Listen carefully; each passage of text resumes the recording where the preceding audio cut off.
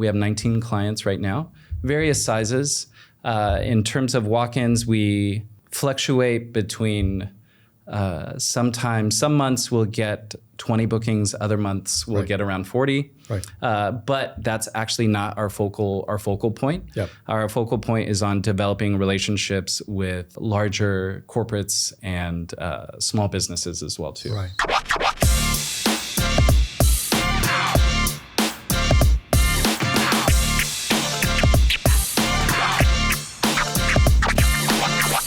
Well, hi everyone. Welcome to another podcast operator series. And today I'm in Bangkok, and I am with Keith from Modal Creative Studio. And I'm really happy to be here because I've somehow missed Bangkok for the last couple of years, last 1 year. Often I'm here more than just once a year, but I'm happy to be here with you because we've spoken so many times over the community calls, and we connected over WhatsApp, and it's just great to see you in person, to meet you, and to see an inspiring studio and even more inspiring and aspiring plans. So I'm really glad to meet you. Before I jump into some of the key topics that are of interest to us as well as the people hopefully listening to this, even if it's only 3 people. I'll probably be listening to this as well. Okay, so there's 2 of us, right? We need one more. Tell me a bit about the Modal Creative Studio and how long have you been in business? And you're one of the oldest studios in Bangkok. We want to hear more, and hopefully, we get some content that's interesting to people. Yeah, absolutely. Thank you so much, Borko. And I just wanted to say I'm happy that you're actually here in Bangkok. Yeah. Me personally, I think I told you earlier, I moved here 17 years ago from California, and it was one of the best decisions of my life. There is such a vibrant culture here. Doing business here is actually exciting. It's easy to actually set up a company, and I've just had this incredible time. And I wish you were here longer. I would be able to take you out to eat a bunch of amazing food. But yeah, so we started Modal Creative Studio about 3 years ago. I believe it was February 2023. And we originally started it off as a solution for a PPC agency that I was running at the time. And we were outsourcing and hiring freelancers on such a consistent basis that we're like, why don't we develop a studio where we can actually support our agency? So I pulled in and brought a business partner of mine, Taka, and we had been working on freelance projects. He was working as a freelancer at the time, amazing talent. And we're like, hey, why don't we just start this studio? So we started the studio, and one of the things that we wanted to do was build a music focused studio where we could have soundproofing and we'd be able to produce and record music. And I had seen that there were so many podcasts in the US and Europe that were starting to pick up. I'm like, why not start a studio? Of course, yeah. And so we did a bunch of research. I think for us, we did YouTube search, Google search. My business partner at the time was a audio professional. Right. So in terms of equipment, we were able to, it was a learning experience for me, but not for my business partner. Right. And we set up the studio, and we actually did not do much market research in terms of what to expect. But we started getting bookings within the first week.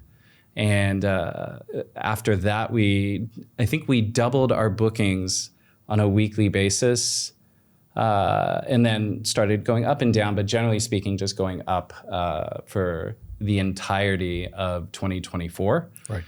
And then 2025, we decided to double down on podcasting. Right. and kind of focus 90% of our efforts on building the podcast business and 10% doing video production for existing clients. Right. And since then, I think we picked up about 19, we have 19 clients right now, various sizes. In terms of walk-ins, we fluctuate between Sometimes some months we'll get 20 bookings, other months we'll get around 40. Right. But that's actually not our focal point. Yep. Our focal point is on developing relationships with larger corporates and small businesses as well too. Right. Yeah. I want to dig into that because that's a very common topic that studio owners talk about.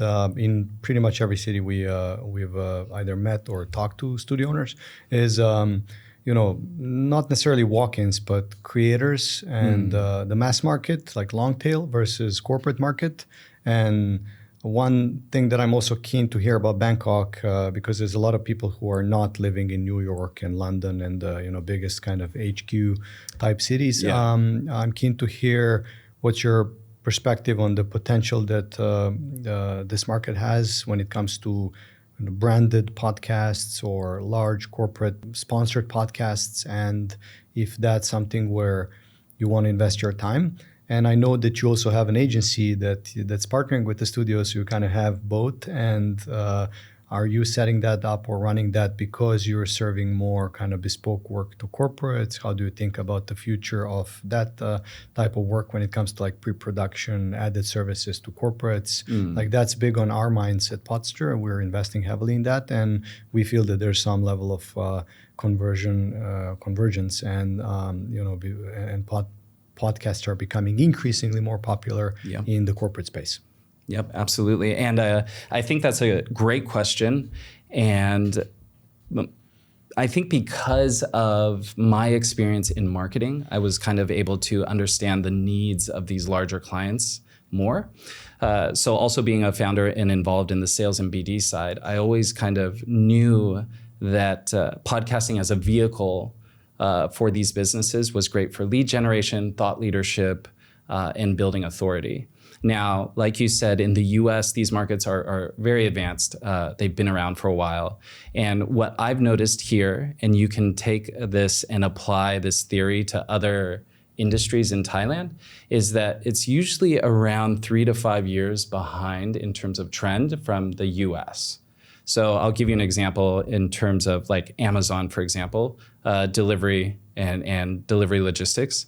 In about I think it was like 3 or 4 years later, you get Lazada that starts to pop up. Right. And Uber in the States around 4 years later, you get Uber comes here, but then also other companies open up like Grab, Gojek, things like that. And I think I'm taking an educated guess that podcasting will be one of those facets of marketing in the US that pick up here. And I'm curious what you think. When do you think was the when did podcasting like really like hit mainstream? I'm curious about your opinion, and then I'll go on into right. Well, it depends on where in the world, and also depends on which shape and form. I think podcasting as a concept started, it's not new, right? 10 years ago, maybe more. What's changing is it's becoming mainstream now with all the awards being given to podcasters becoming investors, show hosts of various popular shows on mainstream media. Stephen Bartlett goes to Davos. Like there's so many things which are now indicating that podcasting as a format and long form as a format is becoming really important, and that's the depth versus noise. Let's call it that way. Like 2-3 years ago, Gary Vee published the book Attention Economy, and kind of how to grab people's attention. Yeah. I think attention is getting increasingly cheaper, and there's so much content that's being released, artificial content. Let's talk about that later on. I'm keen to talk about our synthetic content, but I think as we're seeing a lot of noise and people being able to grab the attention but not necessarily keep it and not retain viewers, depth has its meaning. And purposeful, meaningful content, which brands are looking for, is beyond just TikTok reels and people scrolling through. It's more like, how do you build credibility? How do you associate with thought leaders which are giving credibility? And mainstream media lost that. Analysts lost that. All these people involved in the past that have been initially credible, but then lost their credibility because of too much advertising or sponsored deals, or even industry analysts have lost credibility because they've been publishing industry reports based on who pays more. I think that's the part which is now, leading large corporates to consider podcasting as a format, but also partnerships with creators and building their own in-house, credible content. So that's my opinion. Totally. And I can see it happening everywhere. I wouldn't say that the United States is so far ahead that it's, that it's not something that can be replicated in the rest of the world. I think, yes, the trends might be set there in many ways, but we can see the cycle shortening. Your Lazada and Uber example, and that 5-year cycle has now shortened in terms of the adoption of formats and compelling vehicles to achieve business results. I think that might be 2 to 3 years, which means that now you'll see it faster coming to Middle East, coming to Asia, which is, in my opinion, really great. Yeah, no, I agree. And I think going back to it, the concept of podcasting, I think, was known in Thailand to larger businesses or people who were expats or people who had listened to a podcast, most likely an English podcast from the US or Europe. And we were part of the wave of seeing people be introduced to podcasting, finding out about Stephen Bartlett, like colleagues finding out about Stephen Bartlett and Chris Williamson, and Joe Rogan is typically brought up a lot in terms of like, oh, who's a podcaster when speaking to someone here in Bangkok. Yeah. And I think now, because of that knowledge, because of that consumer understanding and comprehension and knowledge, I wouldn't say podcasting is mainstream, but now businesses are taking cues from what they're seeing on YouTube, and you're seeing it as being this incredible vehicle for lead gen. I do believe a lot of C-suite and business leaders in Bangkok have someone that they look up to, or have a series of creators that happen to be entrepreneurs that are creating content in studios like we're in right now. Right. Yeah. And, well, I think that's a great way to summarize this. And one thing that I often think about is, which I want to get your opinion, is as this market warms up to the format. I spoke a couple of days ago with the head of international development in Acast, and he gave me an interesting thing to think about.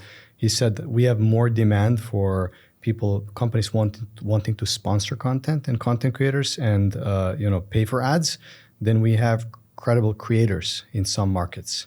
So it's like the question here is, how do you see in the future this conversion or convergence of the corporate branded podcasts and creators?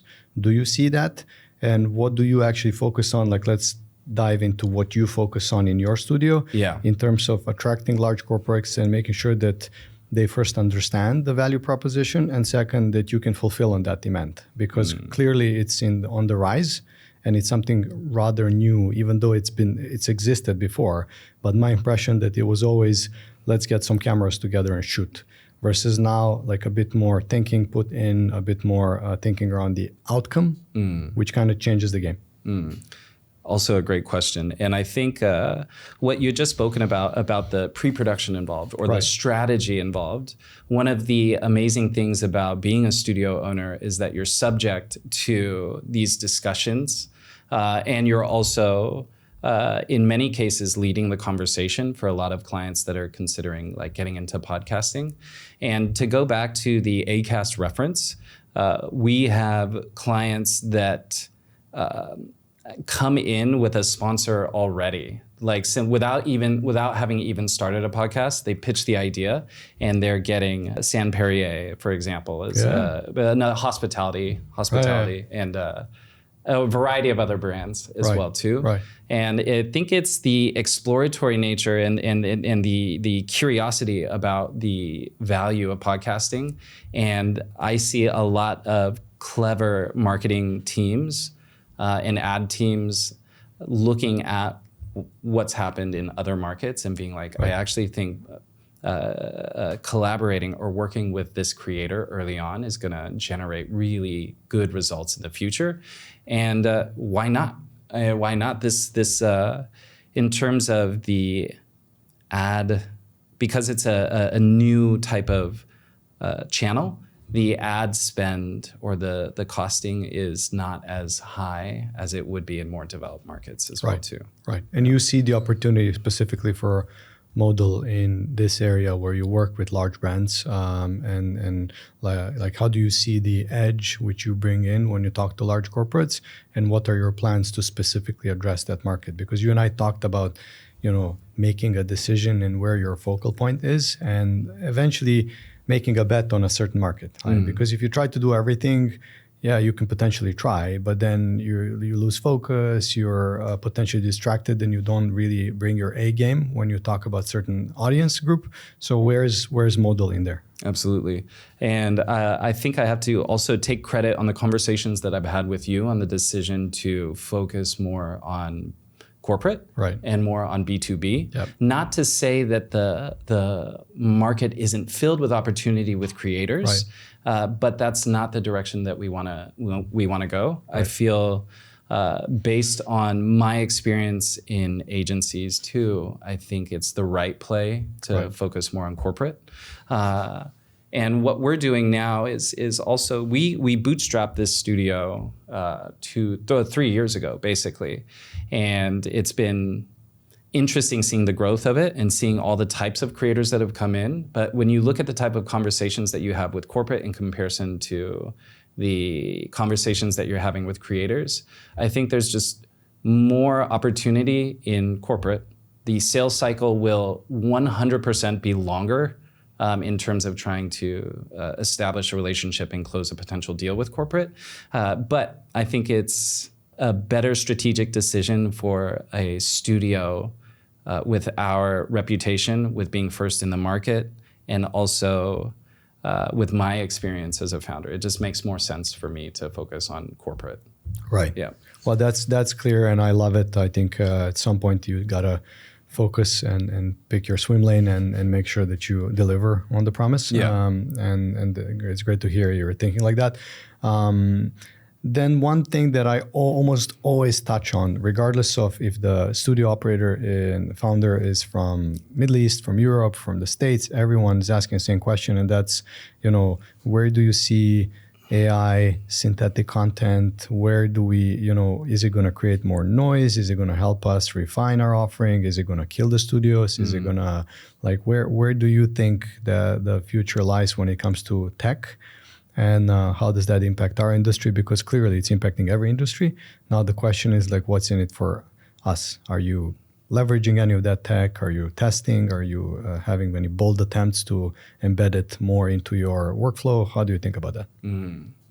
Yeah, I think the advent of AI and actually seeing its capabilities and utilizing it as a studio owner, my thoughts are it's such an amazing tool. I don't think it's going to kill my studio at all. As a matter of fact, I think the comprehension of AI and all the tools and resources available is invaluable to me as a studio owner, because it allows me to stay on top of what's happening in terms of creative production, what tools and resources are available. And also, if you think about it from a generational comprehension level, Gen Z and Gen Alpha are incredibly familiar with AI and the tools and resources that they can use.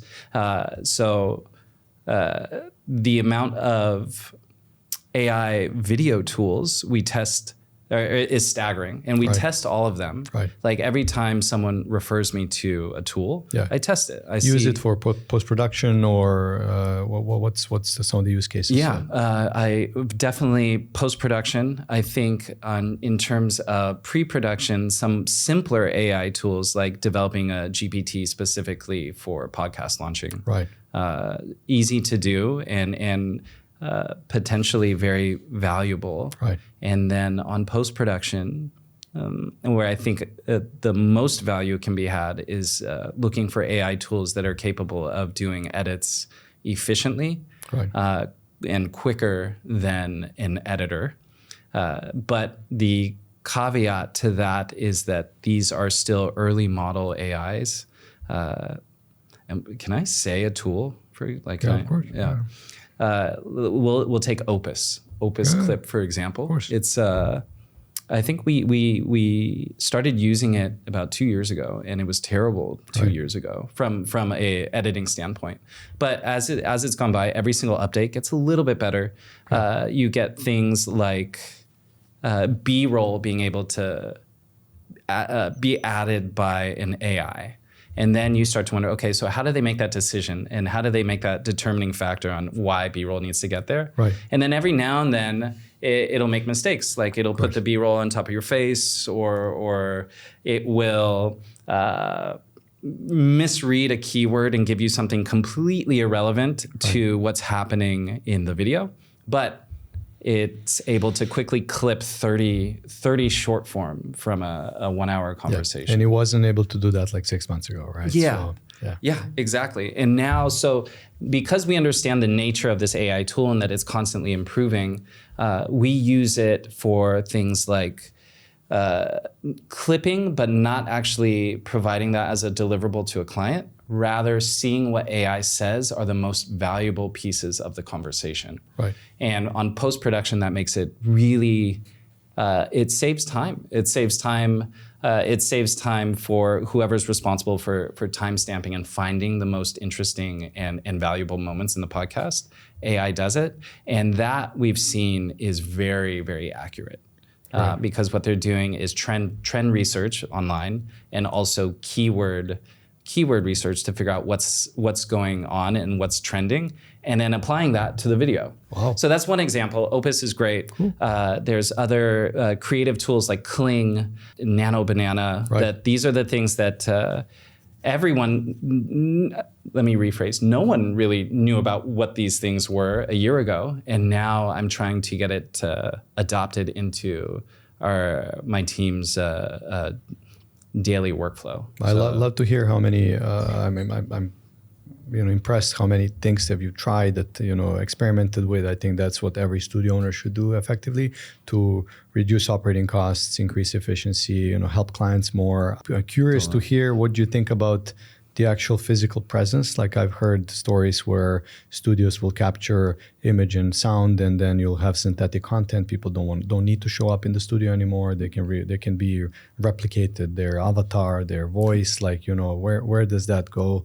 Or do you think that physical presence and like people relations will still matter? Yeah, I don't think you'll ever be able to replace the feeling and the emotion of two people having a conversation together. That's never going to be removed. And you also have to look at it from the perspective of just being a professional or two humans developing a relationship. There's something about developing a relationship and establishing opportunities just by being in the room with someone.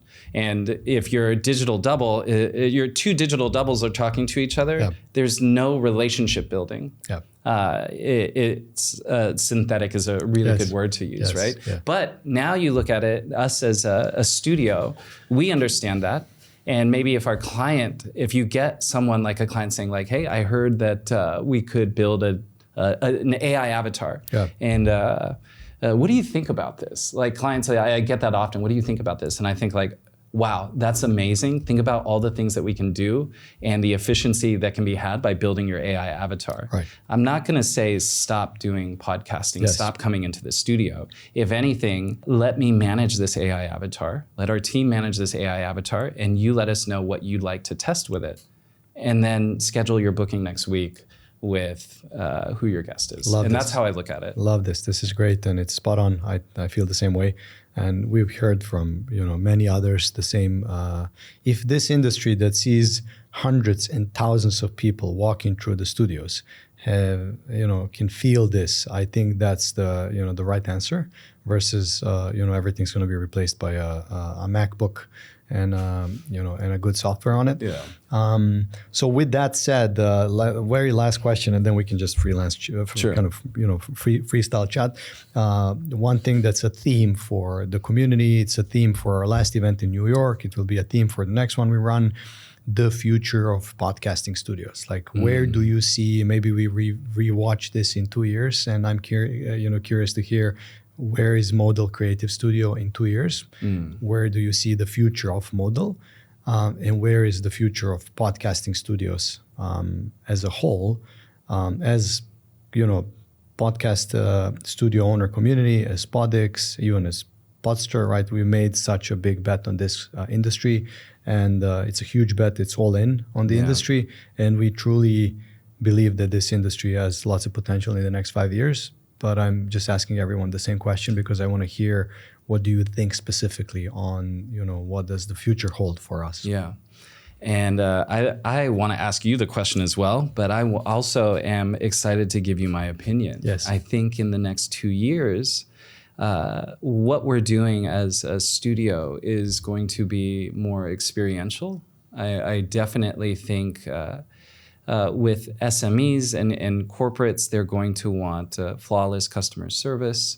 They're going to want the knowledge that they're working with a professional team that can take care, that thinks of everything from pre-production to when they're in the studio to post-production as well. I think it's going to be experiential. And I think Modal as a studio, I always came in it with the idea that I wanted to open more than one studio. And I posed a question to you about, why shouldn't there be a studio in every major Southeast Asian city? Right. And I haven't seen anything that can deflate my point of view that I do think there is opportunity in each of these Southeast Asian cities. Maybe not in terms of the major metro cities that we were discussing about earlier, London, New York, Dubai. But I do think there's an addressable market within these cities. And I love the idea of building a brand that transcends across multiple countries, right, and provides that same level of customer experience and that same level of customer service, right, and production value as well too. Right. Yeah. Love it. I think that's what everyone that we talk to feels in terms of the future of the industry. As Professor Scott Galloway likes to say, the future is so bright that you got to wear shades. I truly believe that this industry has this kind of innate potential. And what, your question back to me, I think we see through hundreds of people currently using Podyx and through obviously Podster's own commitment in this industry, that you're 100% right. Like, the next 3 to 5 years is going to be growth, pure growth. Every major city, every city should have a podcasting studio, and a studio which serves clients' needs with regards to maybe digitizing your avatar, creating your synthetic, posts for LinkedIn or for social media, allowing the person-to-person connection in the studio, which comes with a degree of hospitality where people want to sit together, have coffee, have unfiltered or 1 hour of conversation with totally undivided attention. I think that's something that's not going to go away. And the industry itself is obviously booming because there's a rise of newly minted creators which are creating content. And because of that, you always have supply and demand, right? When you have creators coming up and they're really good at what they do, they will start to offer content which is micro niche content for different industries like medical or fintech or crypto, or we already have that. Like, crypto is already booming with micro content creators, and some are bigger, some are smaller.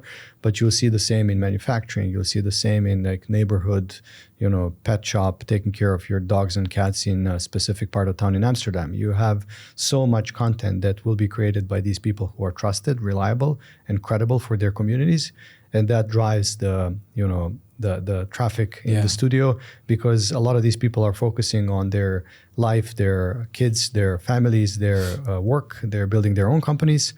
they really don't have time to think about cameras or synthetic AI bots or anything else. They want someone else to help them, which means that there will always be an opportunity for these. We think of it as a content creation hub. You can be a podcast studio, but you're also a content creation hub, because if someone comes in and says, can I record a couple of reels for my YouTube? You're not going to say, well, you're not a podcast in a podcast format, go away. You're going to be like, how can I help? So I think that's the future, and we see immense potential in people creating massive amount of content, which comes on the back of studios as the global infrastructure. Yeah. Yeah, I agree. I agree wholeheartedly with you. Yeah. And it's amazing to see. I keep telling you guys this, but I do think it's amazing to see what Poster is doing and Podyx as a tool. And I'm also curious. I think our industry, I don't know if it's booming in Thailand, Right. but I do see the wave of growth. And I don't think we're at the top yet by any means. Absolutely I think it's not. Going to continue to grow. Yeah, we thought like when Dubai peaked and we had, almost 50 studios over there, and every neighborhood started to kind of have a studio pop up. Do you think it's because of you? Or, I'm pretty sure it's Podster's one of the bigger reasons why that started, because before Podster there wasn't much. Actually, that's the way we came up with Podster, because Vuk was there and he was like, there's got to be a place in town which offers this. Apparently not. And then he was like, let's set up something and try. And that's how it started. But my point is, like, we thought that it's peaking because we thought like it can't get busier than this. Yeah, guess what? It's getting busier and busier, and not just in terms of volume, in terms of the type of formats, in terms of what corporates are looking for. So I do think that when you think you're peaking and when you think that there's too much supply, maybe another studio open in your neighborhood, or you're facing competition because another studio open in another part of town, we're not even close. I think we're like scratching the surface, and that's why I feel such a big potential. And not necessarily even in the community of like people that are meeting every month and we talk about this, not that much focus on like competing, but more like how do we grow this market together? Because the market is huge, and I think we're just seeing the some of the glimpse of how that can look like. Totally. All right.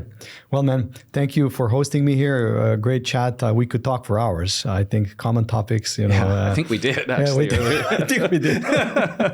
and good luck with all the plans. I'm, curious to not just come back in a couple of months and see how it goes, but also stay in touch and support as much as we can each other, because that's I think the power of talking to people who have same or similar problems, and in the same industries. You can exchange ideas and you can share opinions, and I think that can shape your growth in the future. Absolutely. And I appreciate you and happy you got to come to the studio.